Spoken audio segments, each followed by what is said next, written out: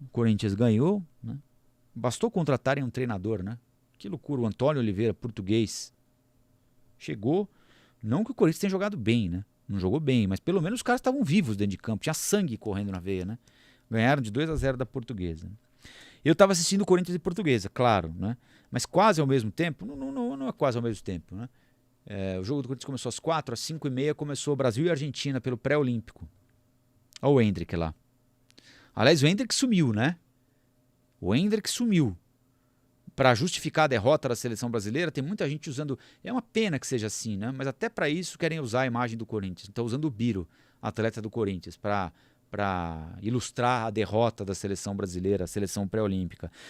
Ontem o Brasil perdeu 2 vagas importantes para os Jogos Olímpicos de Paris.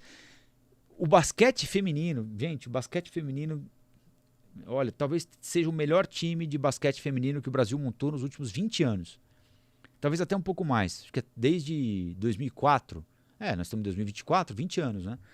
Desde ali de 2000, 2004, o Brasil não tinha um time tão forte.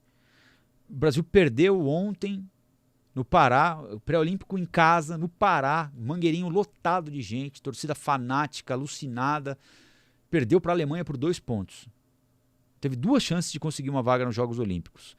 Perdeu a primeira chance, perdeu a segunda chance ontem contra a Alemanha, o Brasil está fora. 73-71, basquete feminino.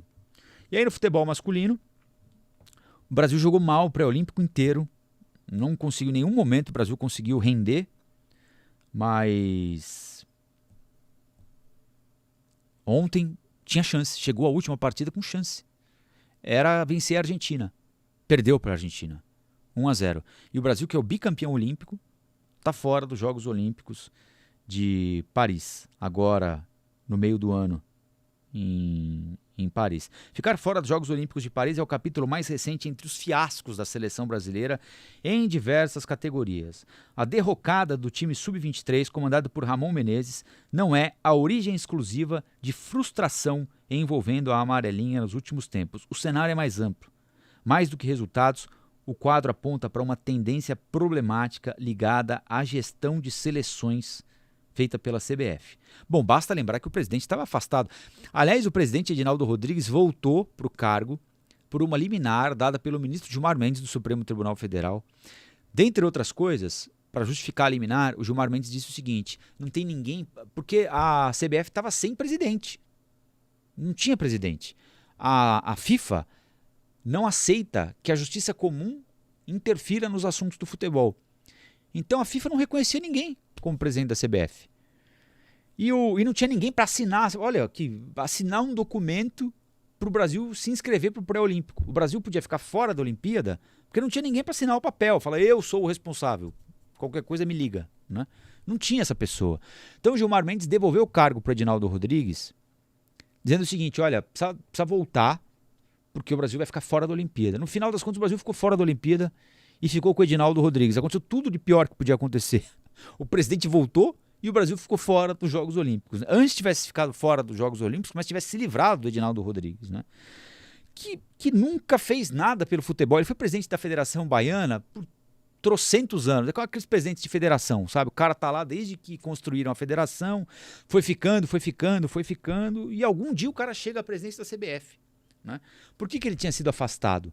Porque a eleição que o elegeu o presidente da CBF foi ilegal, segundo a própria CBF decidiu. Aí ele foi afastado numa decisão judicial. Mas como é decisão judicial, a FIFA falou o seguinte: eu não aceito que a justiça comum interfira no futebol. Então essa decisão de afastar o Edinaldo eu não conheço, porque senão começa a virar várzea. Aí alguém que perdeu aqui recorre à justiça comum, outro que perdeu lá recorre à justiça comum. Pra vocês terem uma ideia, na Associação de Futebol da Argentina, a FIFA fez uma intervenção que durou muito tempo por causa dessa história de disputa por cargo que vai parar na justiça comum. A FIFA chegou lá e falou: acabou a brincadeira aqui. Agora eu vou sentar aqui, botou um interventor na Federação da Argentina e o cara ficou lá, tocando o barco, até que os dirigentes argentinos se acertassem, tirassem as ações da justiça comum e resolvessem o problema entre eles. E a FIFA veio aqui para o Brasil. Dia 6 de janeiro, se eu não estiver enganado, os caras pousaram aqui.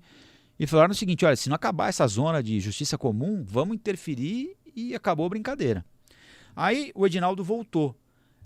Mas ele não conseguiu segurar o touro na unha, né? Não conseguiu. Aí o que ele fez? Ele escolheu o Fernando Diniz para dirigir a seleção brasileira masculina, esperando o Ancelotti. O Ancelotti renovou com o Real Madrid. Ele demitiu o Fernando Diniz, contratou o Dorival Júnior. Enfim, eu sei que está uma confusão. A seleção brasileira masculina nunca teve um desempenho tão ruim. A feminina perdeu a Copa do Mundo. Ele demitiu a Pia, acabou com toda a estrutura do futebol feminino. Está começando outra estrutura. O futebol olímpico fora das Olimpíadas, depois de 2 títulos, de 2 medalhas de ouro. Nós estamos em 6º lugar nas eliminatórias para a Copa do Mundo. Vimos tabus acabarem. Por exemplo, o Brasil perdeu em casa pela primeira vez nas eliminatórias. Logo para a Argentina, no Maracanã, jogo com a pancadaria. Ele resolveu não separar as torcidas do Brasil e da Argentina. Deu no que deu.